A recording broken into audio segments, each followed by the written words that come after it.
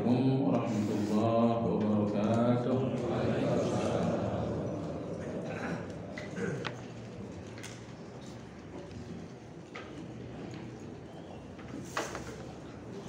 Alhamdulillah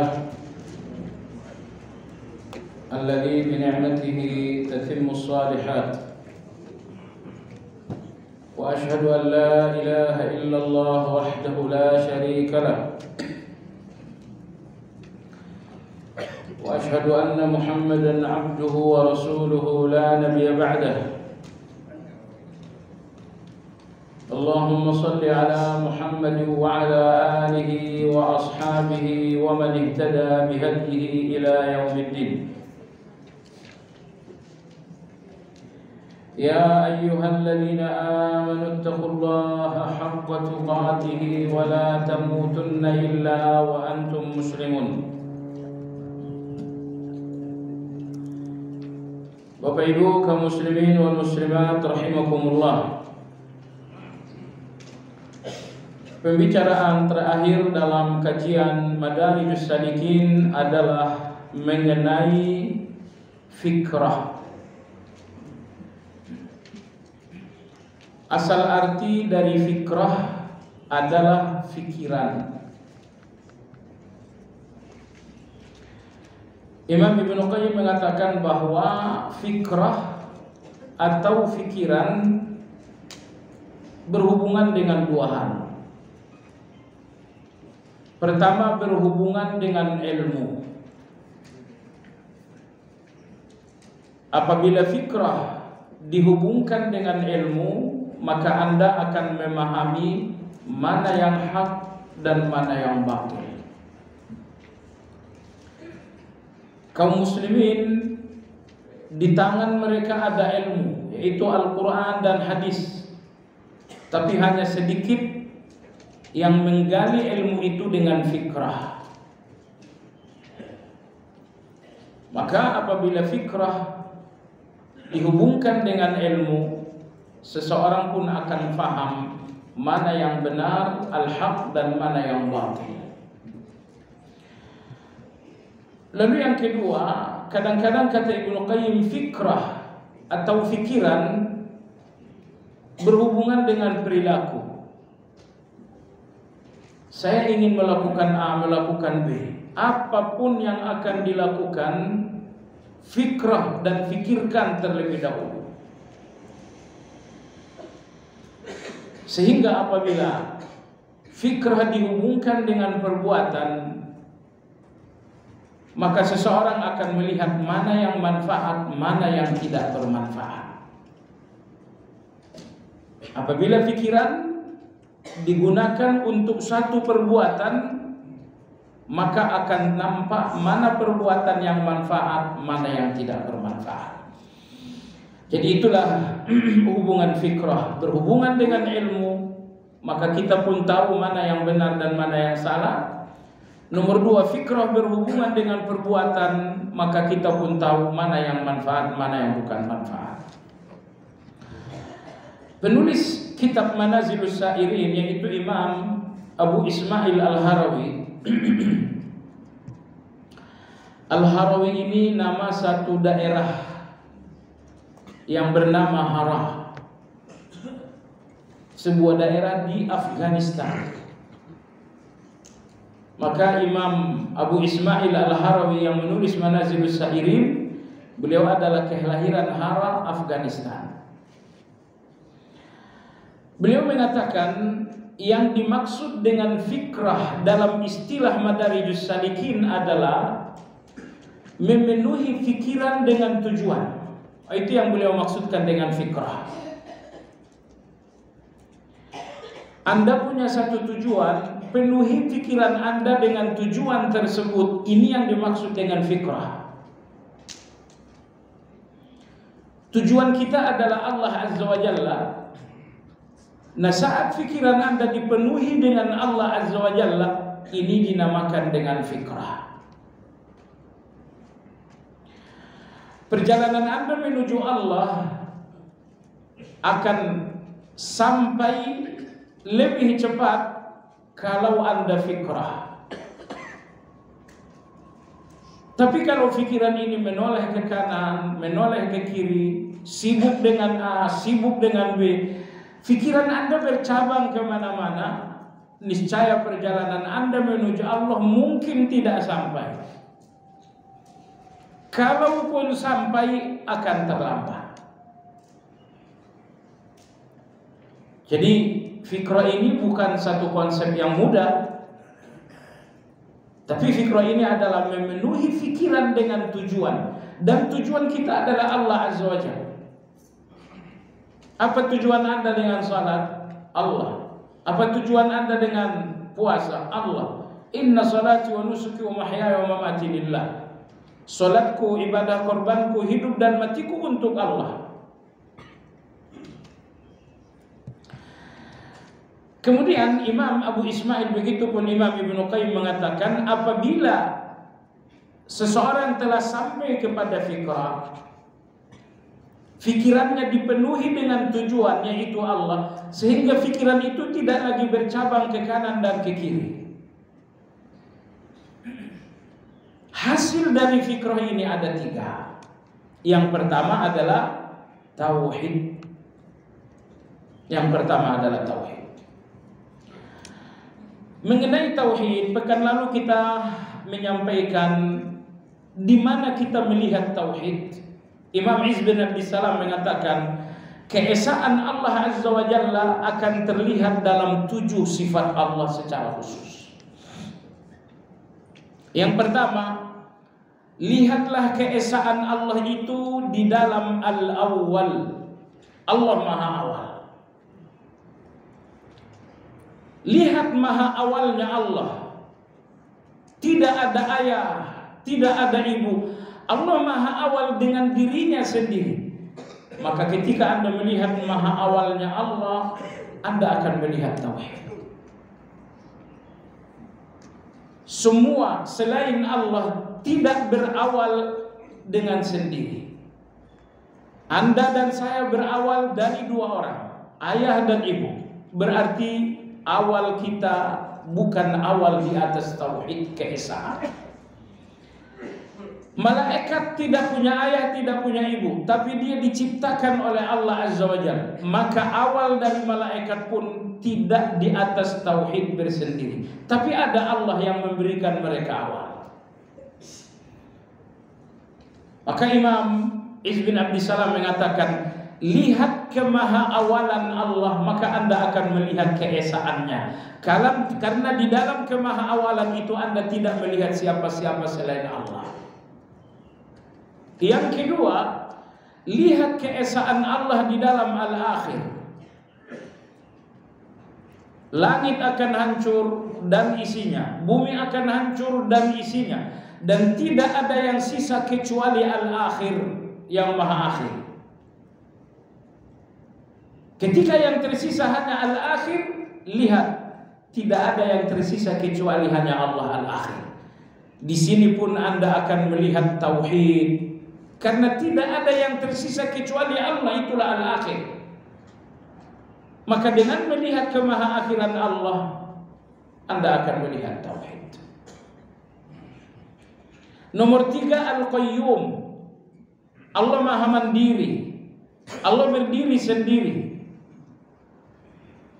Al-Qayyum maha berdiri sendiri, artinya Allah tidak membutuhkan apapun dan siapapun. Bahwa Allah tidak membutuhkan apapun dan siapapun, ini tauhid. Saya membutuhkan fulan, saya membutuhkan 10 orang, saya membutuhkan 100 orang. Di dalam rasa butuh saya tidak nampak tauhid, karena rasa butuh menunjukkan tidak tauhid. Tapi Allah Qayyum, maha berdiri sendiri, maha tidak butuh siapapun dan apapun. Tidak butuhnya Allah menunjukkan bahwa Allah tauhid. Yang keempat, kata Imam Izz bin Abdis Salam, lihat keesaan dan tauhid Allah di dalam nama Al-Quddus. Al-Quddus artinya maha suci Allah dari sama dan bandingan. Tidak ada yang sama dengan Allah. Itulah Al-Quddus. Jadi Al-Quddus, Maha Suci Allah dari adanya yang sama dengan Allah. Apabila Anda melihat Al-Quddus, gak ada yang sama dengan Allah, Anda pun akan melihat Tauhid. Karena yang masih ada kesamaan tidak dinamakan Tauhid.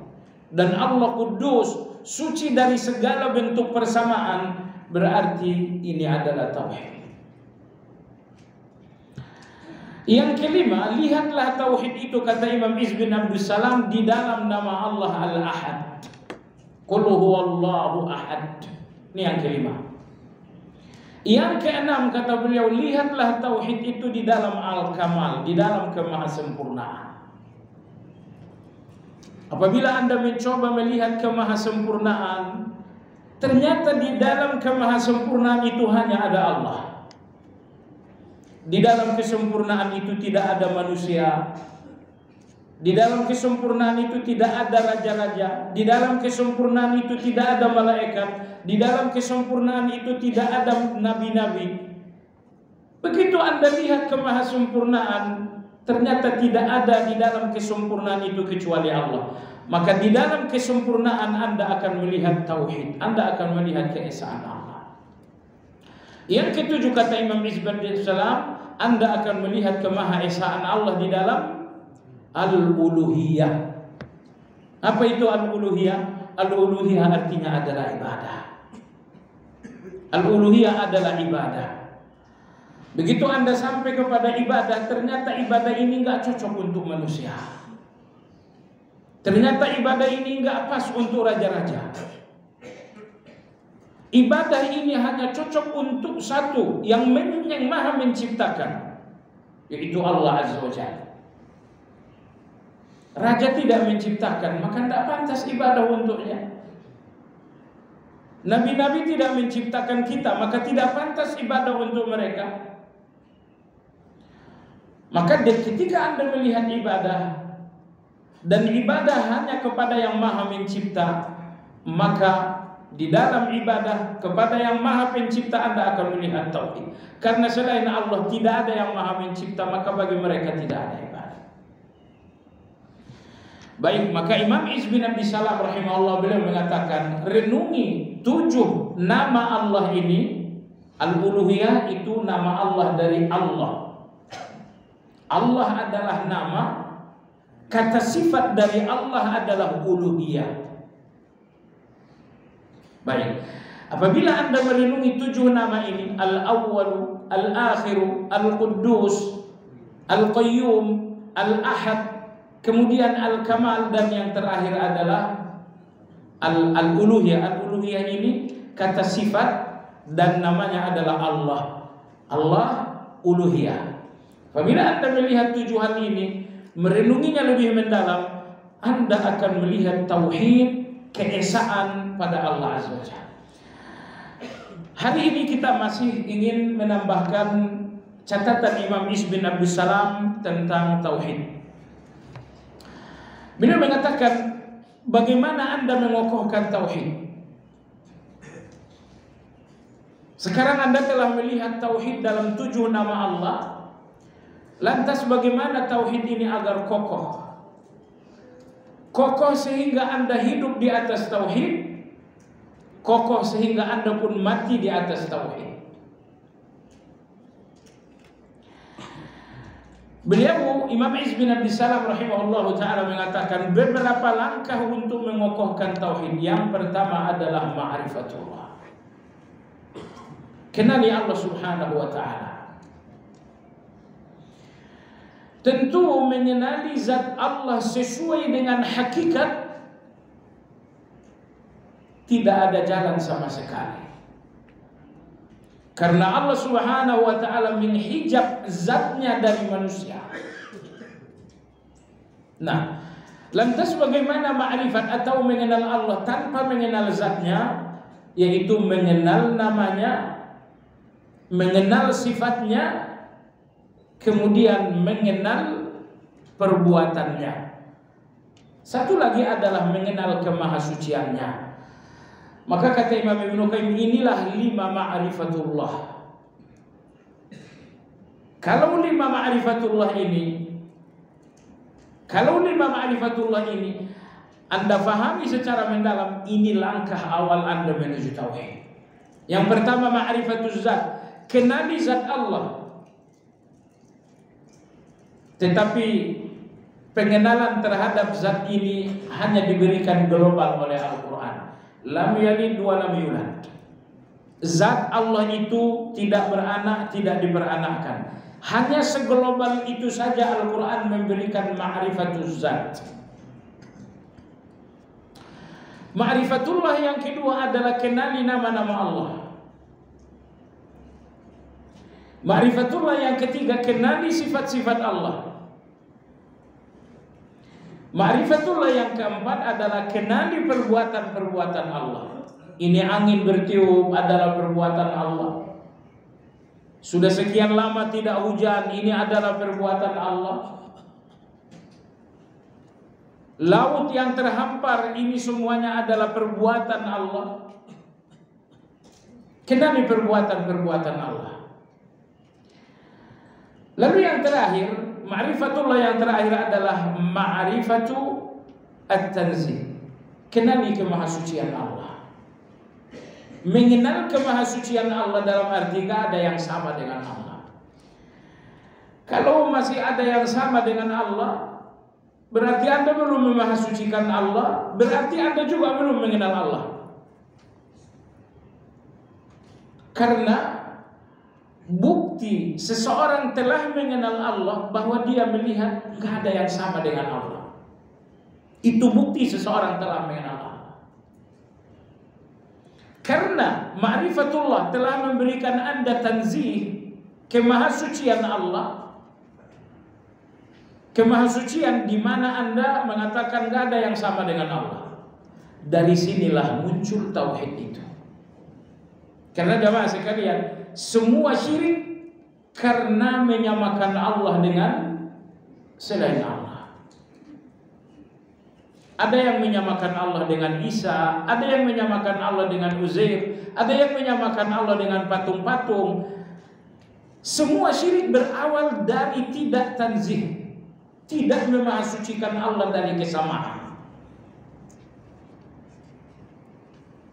Maka tanzih atau mahasuci Allah dari kesamaan, ini yang selalu menjadi zikir kita. Subhanallah, maha suci Allah. Maha suci Allah dari kesamaan. Tidak ada yang sama dengan Allah. Allah tidak sama dengan siapapun, siapapun tidak sama dengan Allah. Ini namanya tanzih. Maha suci Allah dari segala kesamaan. Kalau kemahasucian Allah alias tanzih benar-benar telah difahami, tidak mungkin lagi terjadi syirik. Karena syirik itu terjadi karena mempersamakan. Baik jemaah sekalian. Jadi bagaimana Anda mentauhidkan Allah? Langkah pertama adalah ma'rifatullah, mengenal Allah. Apa yang mesti Anda kenali pada Allah? Kenali 5 hal. Kenali zatnya, sifatnya, namanya, perbuatannya, dan tanzihnya.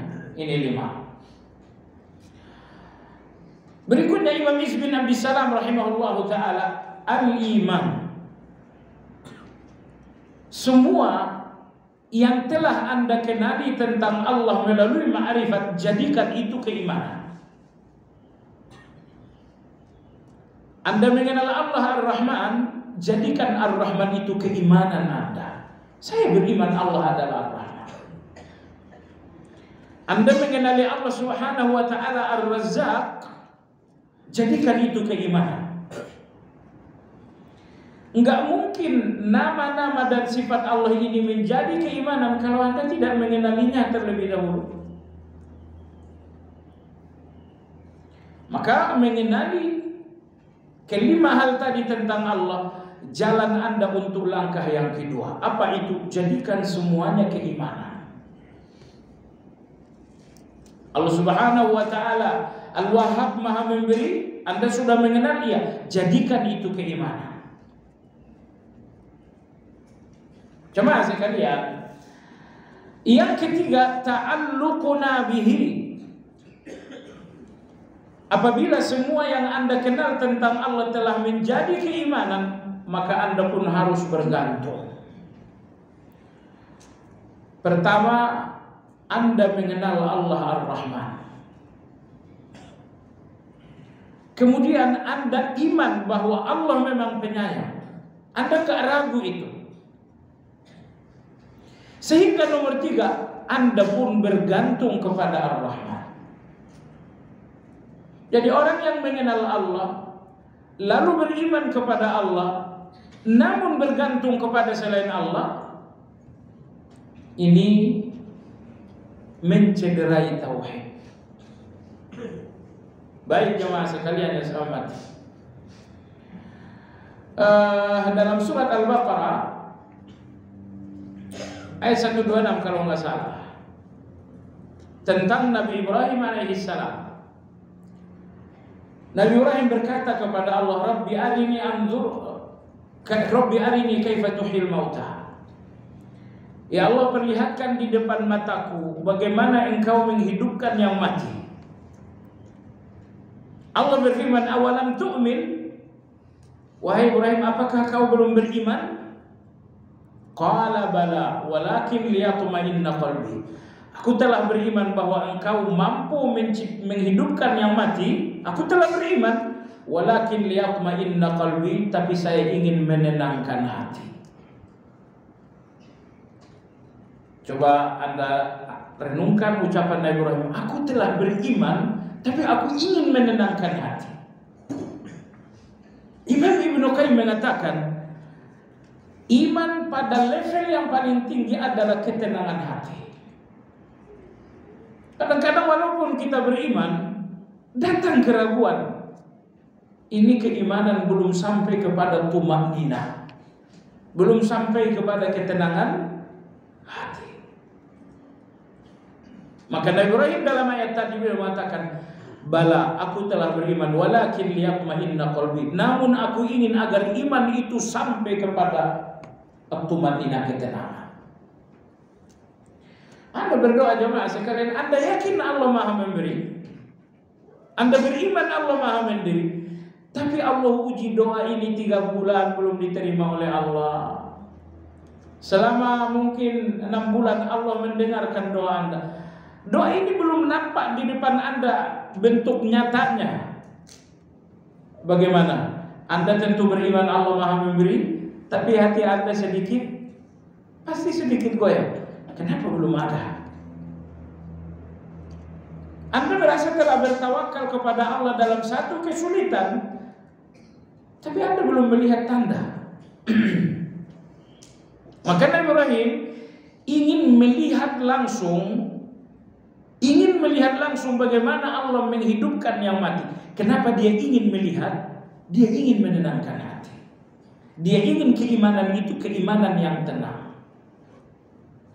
Nah, dan nanti insya Allah dalam Madarijus Salikin akan ada pembahasan tentang sakinah.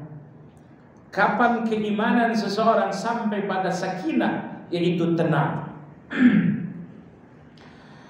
Baik jemaah sekalian, ini yang ketiga. Jadi tauhid itu berawal dari ma'rifatullah, kemudian ma'rifatullah ini menjadi keimanan, lalu keimanan ini menjadi ta'alluq, ketergantungan. Anda lihat Allah Maha Kuat, Anda bergantung kepada kekuatan itu. Anda lihat Allah Al-Wahhab Maha Memberi, Anda bergantung dengan pemberian Allah Subhanahu wa ta'ala. Sebelum ma'rifatullah menghasilkan keimanan, dan keimanan belum menghasilkan ta'alluq, yaitu ketergantungan, lemahnya ketergantungan Anda kepada Allah menunjukkan lemahnya tauhid. Karena orang yang bertauhid itu ketergantungannya kepada Allah sangat kuat. Yang terakhir, proses tauhid itu dari ma'rifat, keimanan, kemudian ta'alluq, ketergantungan, dan yang terakhir adalah al-muamalah bimuqtadah. Bagaimana mengaktualisasikan tauhid secara nyata. Tauhid dalam proses ma'rifatullah ini belum nyata. Ini dalam hati. Tauhid dalam keimanan belum nyata. Tauhid dalam ta'alluq ketergantungan itu pun dalam diri. Sekarang yang terakhir adalah bagaimana agar tauhid ini keluar dalam bentuk kenyataan. Nah, Imam Izz bin Abdus Salam rahimahullah ta'ala, beliau menyebutkan 7 contoh tauhid jadi kenyataan. Jadi bukti-bukti konkret dari tauhid itu beliau memberikan 7 contoh. Bukan, ini tidak membatasi hanya 7, tapi minimal 7 contoh ini adalah bukti nyata dari tauhid. Yang pertama adalah la na'budu ghairahu. Jangan ada ibadah kepada selain Allah. Kenapa? La ilaha siwa, karena memang tidak ada yang menciptakan kecuali Dia. Jadi, apabila masih ada ibadah-ibadah kepada selain Allah, ini standar tauhid sudah rusak. Baik. Yang kedua kata beliau, la natawakkalu illa ilaih li'annahu la mafza'a illa ilaih. Bukti tauhid yang kedua adalah jangan ada tawakal kecuali hanya kepada Allah. Tawakal, apa arti tawakal? Tawakal dari kata wakil. Jadi jangan ada tawakal, maksudnya jangan Anda berwakil dalam keterbatasan Anda kecuali Allah. Jadi nggak ada manusia yang nggak punya keterbatasan. Kemajuan yang sekarang berusaha melepaskan manusia dari keterbatasan. Dulu orang tua jauh, kita di Sumatera, di Jakarta, tidak bisa komunikasi, keterbatasan. Datang kemajuan menghilangkan keterbatasan, maka muncullah handphone. Sulit berhaji karena harus naik kapal laut, sehingga dibutuhkan setahun, 6 bulan pergi, 6 bulan pulang. Maka datang kemajuan untuk menghilangkan keterbatasan. Namun demikian, nggak mungkin Anda lepas dari keterbatasan Anda, karena keterbatasan Anda adalah manusiawi Anda. Masalahnya jamaah sekalian, wakilkan keterbatasan ini hanya kepada Allah. Keterbatasan Anda soal keuangan, berwakil kepada Allah. Keterbatasan Anda soal kekuatan, berwakil kepada Allah Azza wa Jalla. Oleh sebab itu beliau mengatakan, bukti tauhid yang kedua, jangan bertawakal dalam keterbatasan Anda kecuali kepada Allah. Kenapa? La mafza'a illa ilaihi, karena tidak ada yang melepaskan keterbatasan itu kecuali Allah. Manusia tidak bisa melepaskan keterbatasan Anda. Manusia bisa membantu, tapi untuk melepaskan 100% tidak ada yang bisa kecuali Allah Azza wa Jalla. Kemudian berikutnya beliau mengatakan, la nuhibbu ma'ahu aw fawqahu li'annahu la jamala ka jamalihi. Bukti tauhid yang ketiga, jangan mencintai siapapun menyamai Allah, karena tidak ada yang lebih indah melebihi indahnya Allah. Jadi cinta itu lahir dari keindahan. Anda lihat bunga yang indah, Anda pun cinta. Anda lihat alam yang indah, Anda pun cinta. Pertama kali Anda ketemu istri Anda lihat indah, maka Anda pun cinta. Jadi cinta berpangkat dari melihat indah. Imam Izz bin Abdus Salam mengatakan, tidak ada indah melebihi indahnya Allah. Maka jangan ada cinta melebihi cinta kepada Allah. Jangan ada cinta melebihi cinta kepada Allah, karena tidak ada indah melebihi indahnya Allah Azza wa Jalla.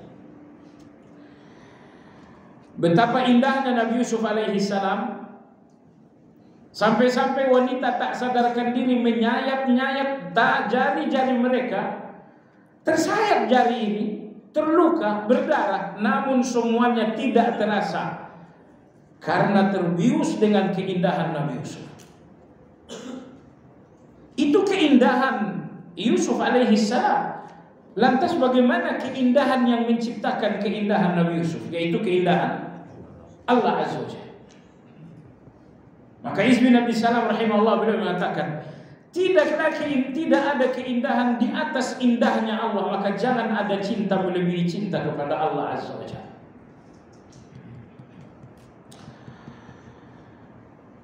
Berikutnya Imam Izmi Nabi Salam mengatakan, la nazira li kamalihi fala nujillu illa ilaih. Tidak ada yang menyamai Allah dalam kesempurnaan. Allah maha sempurna segala-galanya, ilmunya sempurna, kekayaannya sempurna. Sempurna dalam arti kata nggak ada batas. Anda kaya tapi punya batas, oh itu bukan sempurna. Anda pintar tapi terbatas, oh itu nggak sempurna. Allah kaya sempurna tanpa batas. Allah maha mengetahui sempurna tiada batas.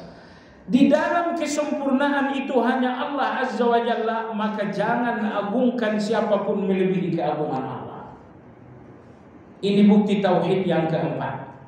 Jangan agungkan siapapun melebihi agungnya Allah, karena tidak ada yang sempurna seperti sempurnanya Allah.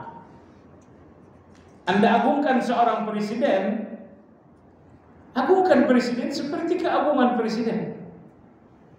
Jangan agungkan presiden layaknya Anda mengagungkan Allah.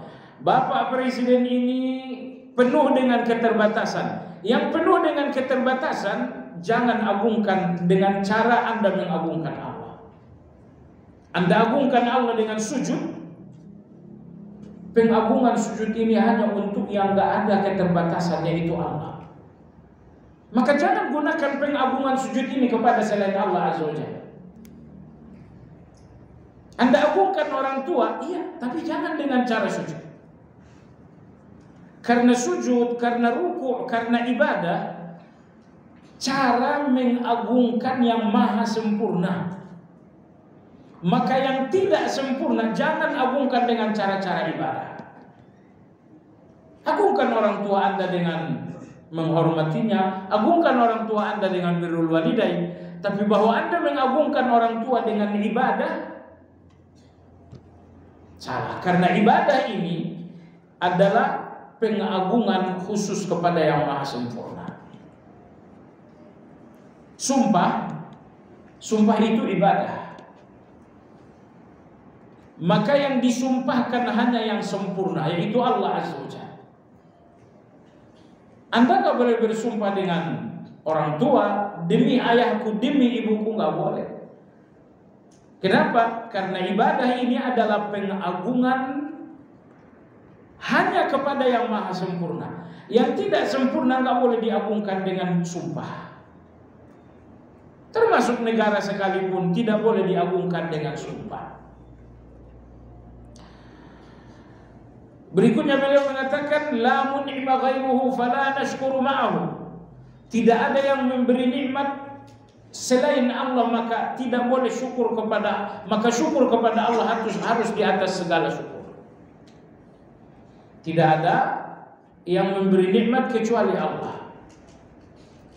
Maka syukur kepada Allah harus mengalahkan segala syukur. Ini bukti tauhid berikutnya. Anda bersyukur kepada manusia, ya, wajib bersyukur kepada manusia. Tapi syukur kepada Allah harus di atas segala syukur. Kenapa? Karena nggak ada yang memberikan nikmat kecuali Allah, sehingga syukur kepada Allah pun harus mengalahkan segala syukur. Beliau mengatakan, la muhsina siwa fala narju illa ihsana. Tidak ada yang betul-betul maha baik kecuali Allah, maka harapan kepada Allah harus mengalahkan segala harapan. Tidak ada yang betul-betul maha baik kecuali Allah. Sehingga harapan kepada Allah harus di atas segala harapan. Karena tidak ada yang kebaikan di atas kebaikan Allah. Sehingga harapan untuk Allah harus mengalahkan segala harapan. Contoh yang terakhir kata Izz bin Abi Salam, kata beliau adalah La mu'ina siwa fala narhabu illa li sultanih. Tidak ada yang membantu kita dalam segala-galanya kecuali Allah. Maka jangan takut kecuali hanya kepada kekuasaannya. Ini, jangan takut kecuali hanya kepada kekuasaannya. Karena pada akhirnya tidak ada yang menolong kecuali Allah Azza wa Jalla. Nah, jadi inilah ada sebanyak 7 bukti tauhid minimal. Jangan ibadah kecuali kepada Allah. Jangan tawakal dalam segala keterbatasan kecuali kepada Allah. Jangan mencintai lebih dari cinta kepada Allah. Jangan agungkan dengan ibadah kecuali Allah. Bersyukurlah kepada Allah melebihi segala syukur, dan berharaplah kepada Allah melebihi segala harap. Dan yang terakhir, jangan takut kecuali kepada Allah yang Maha Berkuasa. Ini 7 contoh bagaimana aplikasi dari tauhid itu. Jamaah sekalian yang saya hormati, ini bukti pertama dari fikrah. Apabila seseorang telah fikrah, berarti dia akan tauhid. Baik, halaman 237. Yang kedua jemaah sekalian, apabila seseorang telah sampai kepada fikrah, yang kedua, wa fikratun fi lataifis sun'ah. Fikrah yang kedua bahwa Anda terus menerus merenung terhadap lataifus sun'ah, pada ciptaan dan aturan Allah yang maha halus. Allah berfirman, walillahil khalqu wal amr. Dan Allah lah yang maha menciptakan, dan Allah lah yang maha mengatur. Selain Allah ada 2, ciptaan, yang kedua aturan. Allah ciptakan bumi, lalu Allah mengatur. Allah ciptakan Anda, lalu Allah mengatur. Fikrah yang kedua jamaah sekalian, ketika Anda melihat 2 hal ini, Anda lihat ciptaan Allah dan Anda lihat aturan Allah di setiap ciptaannya, Anda melihatnya dengan perenungan. Oleh sebab itulah, selesai subuh, selesai asar, Anda dianjurkan berlama-lama duduk. Apa yang Anda lakukan berlama-lama duduk? Yang pertama Anda lakukan adalah berzikir. Dan coba Anda renungkan lagi, Anda berzikir sambil melihat perubahan alam. Bagaimana siang menjadi malam di waktu asar, bagaimana malam menjadi siang di waktu maghrib. Anda melihat perubahan ini sambil terus menyebutkan nama Allah Subhanahu wa ta'ala. Sambil Anda melihat, Subhanallahil azim, Allahumma bika asbahna wa bika amsayna wa ilaikan nusyur. Sambil Anda melihat bagaimana malam perlahan-lahan menjadi siang. Allahumma ma asbaha bi min ni'mah aw bi ahadin min khalqika faminka wahdaka la ilaha illa anta. Ya Allah, apapun nikmatmu padaku dan adapun apapun nikmatmu pada selain aku, semuanya darimu. La ilaha illa anta. Anda terus menerus menyebut-nyebut nama Allah Azza wa Jalla sambil melihat alam yang berubah. Siang jadi malam di waktu asar, malam jadi siang di waktu selesai subuh. Maka Anda dianjurkan meninggalkan tempat salat selesai subuh, syuruk setelah matahari terbit, setelah peralihan malam jadi siang, sempurna dengan terbitnya matahari, sudah tinggalkanlah. Tapi Allah Subhanahu wa ta'ala ingin kita melihat perubahan ini, perubahan yang sangat ajaib. Tadi malam, betapa gelapnya dunia ini, Anda gak bisa melihat. Tapi bagaimana gelap itu perlahan-lahan hilang. Di ufuk timur sana terbit menyemburat sebuah cahaya yang bernama fajar. Dari fajar ini menyemburat cahaya, dan dialah yang menyingkirkan perlahan-lahan gelap. Kemudian fajar dibantu lagi dengan terbitnya matahari, hingga akhirnya gelap itu sirna, betul-betul hilang.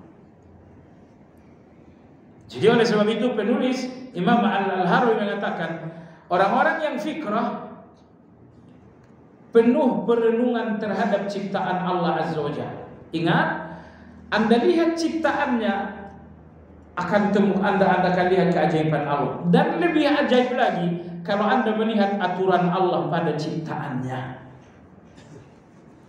Mungkin kalau Anda hanya melihat semut, memang itu keajaiban. Tapi lebih ajaib lagi ketika Anda melihat aturan Allah terhadap semut. Bagaimana semut nyari makan, bagaimana semut berkelompok, bagaimana mereka membangun rumah. Allah ciptakan semut dan Allah berikan mereka aturan hidup. Ciptaan semut ini sangat ajaib, aturan hidup mereka dari Allah pun sangat ajaib.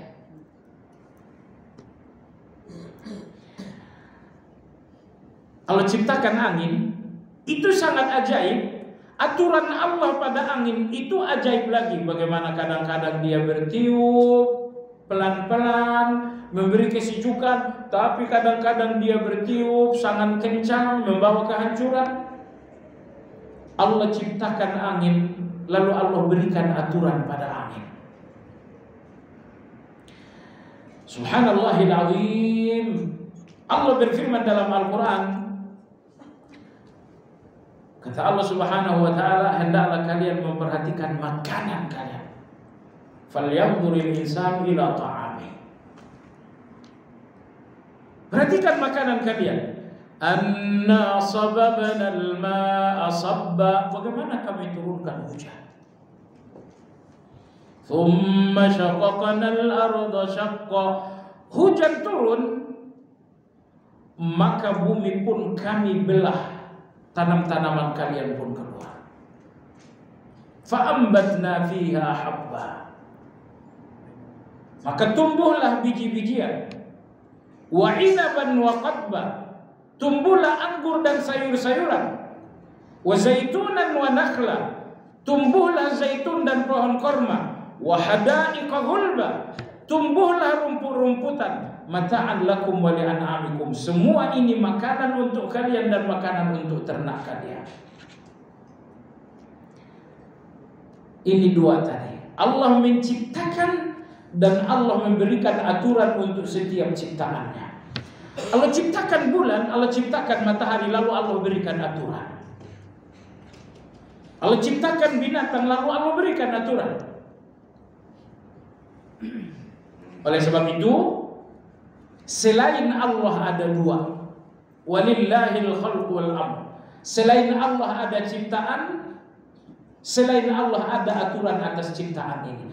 Anda lihat ciptaan Allah, Anda akan lihat keajaiban. Lebih ajaib lagi apabila Anda lihat aturan Allah pada ciptaan ini. Coba sekalian Anda pergi ke tanah Arab, gersang, bagaimana tiba-tiba Anda taruh misalnya biji korma. Kemudian Anda tutupi dengan batu. Tiba-tiba perlahan-lahan batu naik, korma tumbuh. Ini ciptaan Allah, tapi bagaimana Allah memberikan aturan.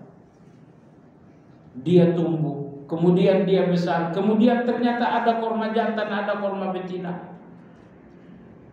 Maka jemaah sekalian yang saya hormati, al-khalqu wal amr.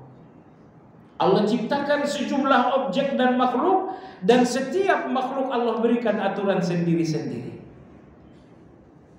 Nah, orang yang fikrah akan melihat al-khalqu wal amru penuh dengan perenungan.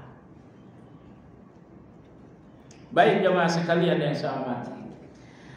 Yang terakhir, apabila seseorang telah fikrah, yang pertama dia akan tauhid, dan yang kedua dia akan merenungi al-khalqu wal amr, ciptaan Allah dan aturan Allah di setiap ciptaannya. Dan yang terakhir, apa itu? Wa fikratun fi ma'anil a'mali wal ahwal. Fikrah tentang makna-makna amal dan keadaan. Ini penerjemahan kurang, enggak salah sebetulnya, tapi mungkin tidak mengerti juga. Dalam ilmu tazkiyatun nufus, ada yang dinamakan a'mal, ada yang dinamakan ahwal. Ada yang dinamakan dengan amal, ada yang dinamakan hal. Apa itu amal? Semua ibadah dalam bentuk perbuatan fisik dinamakan dengan amal. Anda salat, Anda berzikir, itu semuanya amal. Baik. Lantas apa yang dimaksud dengan hal atau ahwal? Jawabannya semua yang ada dalam hati dinamakan ahwal. Anda cinta kepada Allah, Anda rindu kepada Allah, Anda takut kepada Allah. Ini semuanya dinamakan dengan ahwal. Ahwal artinya keadaan. Karena ahwal itu dia tidak nampak. Ahwal itu tidak nampak, tapi dia memberikan satu keadaan. Cinta. Apakah Anda melihat cinta? Tidak, Anda tidak melihat cinta. Tapi cinta itu memberikan satu keadaan. Maka dinamakan dengan ahwal. Ini istilah dalam ilmu tazkiyatun nufus. Salat Anda dinamakan amal, tapi rindu Anda kepada Allah dinamakan dengan ahwal. Apa itu ahwal? Keadaan. Kenapa rindu dinamakan dengan keadaan? Karena rindu itu memang gak nampak, tapi dia menghasilkan satu keadaan. Baik. Takut Anda kepada Allah itu bukan amal, tetapi ahwal. Ahwal itu tidak nampak, tapi dia memberikan satu keadaan, menghasilkan satu keadaan. Imam Al-Harawi mengatakan, apabila seseorang fikirannya penuh dengan tujuan, yaitu Allah Azza wa Jalla, maka dia pun akan merenungi ma'anil a'mal wal ahwal. Dia akan merenungi makna-makna dari amal dan makna-makna dari ahwal. Amal-amal kita ini jamaah sekalian, baterainya habis.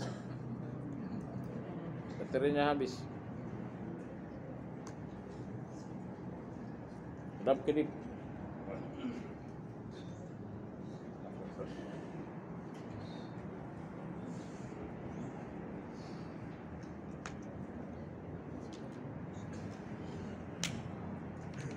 Keluar enggak?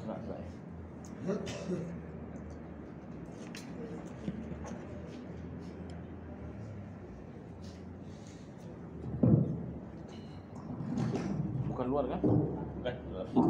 Oh, beda lagi. Jazakallah. Sedikit lagi depan. Oke. Jadi itulah tadi perbedaan antara amal dengan ahwal. Lalu beliau mengatakan orang-orang yang telah fikrah sangat fokus dengan makna. Sangat fokus dengan makna. Ini amal saya ini maknanya apa? Misalnya Anda ucapkan alhamdulillah, Anda fokus dengan makna. Karena jamaah sekalian, kalau kita tidak memperhatikan makna, berarti hati kita nggak mendapatkan sesuatu. Salat itu lahiriah. Dan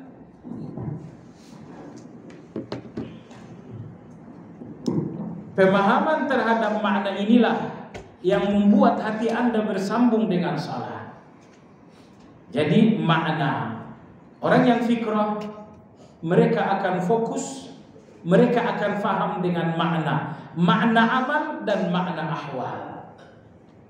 Baik, jadi jangan sampai kita ngomong dengan Allah dan kita nggak tahu ngomong apa. Misalnya Anda sujud subhana rabbiyal a'la, subhana rabbiyal a'la, subhana rabbiyal a'la. Tadi ngomong apa? Kita nggak ngerti ngomong apa-apa. Jamaah sekalian, ini bukan orang yang fikrah. Orang yang fikrah itu nggak pernah jadi orang mabuk di depan Allah. Mereka faham dengan setiap kata mereka di depan Allah Azza wa Jalla. Baik jamaah sekalian, sampai di sini kajian kita dan pembahasan kita tentang fikrah. Fikrah artinya memenuhi pikiran dengan tujuan. Dan tujuan yang dimaksudkan adalah Allah. Apabila seorang sampai kepada fikrah, maka dia akan tegak di atas tauhid. Dan yang kedua, dia akan merenungi al-khalq wal amr. Dan yang ketiga, dia akan berjuang memahami makna-makna amal dan makna-makna dari ahwal. Sampai di sini kajian kita, semoga bermanfaat. Barangkali ada pertanyaan, dipersilahkan.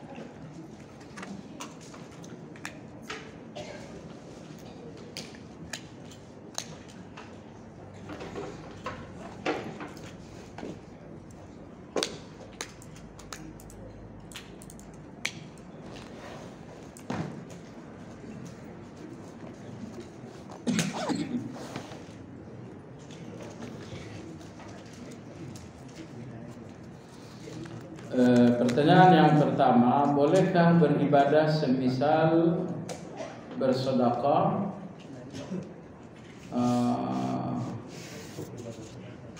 menolong orang, tapi berharap ganjaran di dunia? Bolehkah? Jawabannya boleh. Yang penting ganjaran dunia Anda harapkan dari Allah, dengan syarat Allah tetap tujuan Anda nomor satu. Misalnya, kalau saya bersedekah, kekayaan saya bertambah. Bolehkah pertambahan kekayaan ini tujuan saya dalam sedekah? Boleh, dengan catatan jangan nomor satu. Karena tujuan pertama dan utama Anda adalah Allah Tabaraka wa Ta'ala. Baik. Allah Al-Qayyum, Allah menciptakan melalui hal-hal yang ada tugasnya masing-masing. Allah juga menciptakan para rasul. Allah menciptakan melalui hal-hal yang ada tugasnya masing-masing. Allah juga menciptakan para rasul. Mohon penjelasannya. Allah Al-Qayyum memiliki dua arti. Makna Al-Qayyum yang pertama, Allah berdiri sendiri, tidak butuh apa-apa. Makna Al-Qayyum yang kedua, Allah Maha mengurus. Kesulitan Anda, Allah Maha mengurus. Sakit Anda, Allah Maha mengurus. Masa depan Anda, Allah Maha mengurus. Afaman huwa qa'imun ala kulli nas. Bukankah Allah yang mengurus setiap nyawa setiap orang yang bernyawa, setiap makhluk yang bernyawa? Jadi Al-Qayyum memiliki dua arti. Dua arti ini beda tapi nggak berlawanan. Allah Maha berdiri sendiri, maka Dia Maha mengurus. Karena yang nggak berdiri sendiri nggak bisa mengurus. Bayi bisa ngurus Anda nggak? Nggak, karena bayi itu belum berdiri sendiri. Maka Allah Al-Qayyum Maha berdiri sendiri, makanya Allah Maha mengurus. Allah menciptakan melalui hal-hal, mulai hal-hal yang ada tugasnya masing-masing. Allah juga menciptakan para rasul. Ini saya mohon maaf kurang paham. Mungkin ada penjelasannya secara langsung. Sejauh mana ketaatan rakyat terhadap pemimpin negara yang zalim, yang kepemimpinannya sangat berdampak buruk terhadap masa depan rakyat?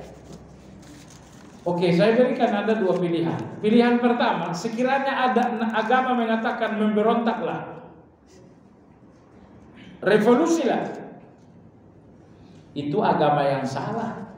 Karena agama memerintahkan sesuatu yang bahayanya besar, dan hasilnya nggak pasti. Anda memberontak, harganya mahal, dan belum tentu Anda bisa membeli yang Anda inginkan dengan pemberontakan. Maka agama nggak mungkin memerintahkan itu. Apa yang diperintahkan agama? Bersabar nomor satu, dan yang kedua memperbaiki diri. Bersabar, kata Nabi Sallam, satarawna ba'di atharah. Sepeninggalkanku kalian akan bertemu dengan pemimpin yang gak memperhatikan kalian. Apa yang mesti kami lakukan? Kata Nabi Sallam, isbiru, bersabar. Nomor 2, memperbaiki diri. Ini ada ucapan bagus Imam Ibnu Qayyim, tapi ternyata itu beliau ambil dari ucapan guru beliau Imam Ibnu Taimiyah. Apa itu? Beliau mengatakan, semua kezaliman pemerintah, karena kezaliman itu ada di tengah-tengah rakyat, dan Allah menampakkan kezaliman rakyat pada kezaliman pemerintah. Perhatikan berapa kezaliman rakyat ini. Semua kezaliman rakyat akan terhimpun pada pemerintah. Sehingga kata Imam Ibnu Qayyim, kalau kalian melihat pemerintah kalian akan melihat amal kalian pada perilaku pemimpin kalian. Jadi kalau ingin merubah pemimpin ini, udah kalian dulu berubah. Kalian berubah, memperbaiki diri. Nah, ini nomor 2. Pertama bersabar, yang kedua memperbaiki diri. Karena Allah gak akan memperbaiki pemerintah kita kalau kita gak memperbaiki diri. Dan nomor 3, tentu kita sampaikan nasihat dengan cara mohon dicek tadi surat 2 ayat 126 tentang yakin. 16 atau 260 ya. Ini tentang doa Nabi, tentang Nabi Ibrahim alaihissalam. Iya, 260, Anda benar, saya salah. Ayat 260. Apa yang dimaksud dengan sampai kepada Allah dalam perjalanan menuju Allah? Jika hamba Allah menganggap dengan amal-amal yang dimaksud dengan sampai kepada Allah Azza wa Jalla, Anda sampai kepada Allah, Anda mendapatkan Allah, itu yang dimaksud sampai kepada Allah. Anda mencintainya lebih dari segalanya, berarti Anda telah sampai kepada Allah. Anda berpegang kepada Allah dan melepaskan segalanya, ini namanya sampai kepada Allah. Itu dinamakan dengan Anda berharap kepada Allah dan meninggalkan semuanya, ini namanya sampai kepada Allah. Kalau Anda masih berpegang kepada selain Allah, Anda belum sampai. Tapi kalau Anda telah berpegang kepada Allah hingga Anda melepaskan segala-galanya, ini telah sampai. Anda cinta kepada Allah melebihi segala-galanya, ini orang yang telah sampai. Ya. Jadi itulah pengertian sampai kepada Allah. Jika hamba Allah terganggu dengan amal-amal yang tidak terpuji, maka berakibat tidak ada sampai-sampai kepada Allah. Jika hamba Allah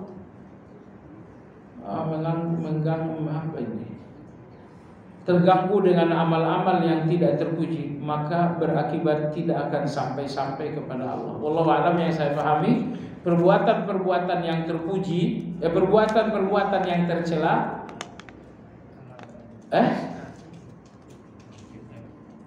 iya, wallahu a'lam. Perbuatan-perbuatan yang tidak terpuji itu memang menghalangi sampai kepada Allah. Karena ada 2 jalan di depan Anda. Jalan kebaikan ini mengantarkan Anda kepada Allah. Jalan keburukan ini menjauhkan Anda dari Allah. Tapi jalan kebaikan ini kapan Anda telah sampai kepada Allah? Saat Anda berpegang kepada Allah, melepaskan segalanya. Saat Anda mencintai Allah lebih dari segalanya, berarti Anda telah sampai.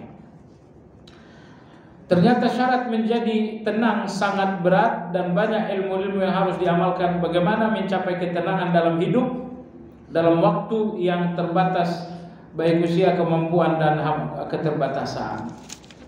Ini berbicara tentang ketenangan hidup.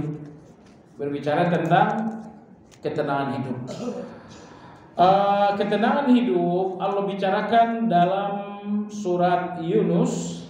Allah Subhanahu wa taala berfirman, "Ala inna awliya Allahi la khaufun 'alaihim wa la hum yahzanun alladzina amanu wa kanu yattaqun."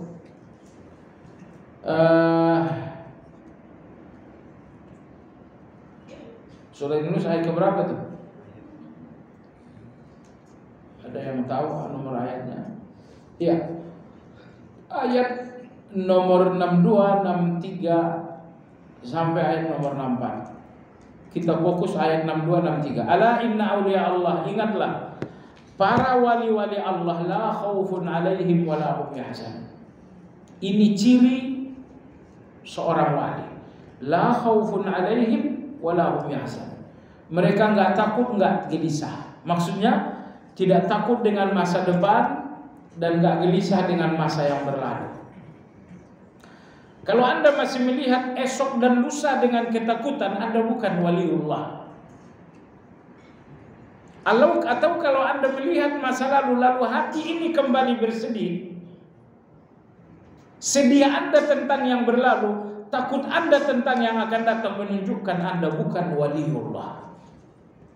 Karena waliullah memiliki hati yang tenang, sehingga tidak melihat yang akan datang dengan takut dan tidak melihat yang berlalu dengan kesedihan.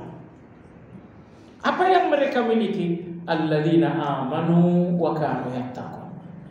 Mereka adalah orang-orang yang beriman dalam hati, kemudian bertakwa dalam perbuatan. Ini di dalam hati ini penuh keimanan, dan ini perbuatan penuh dengan ketakwaan.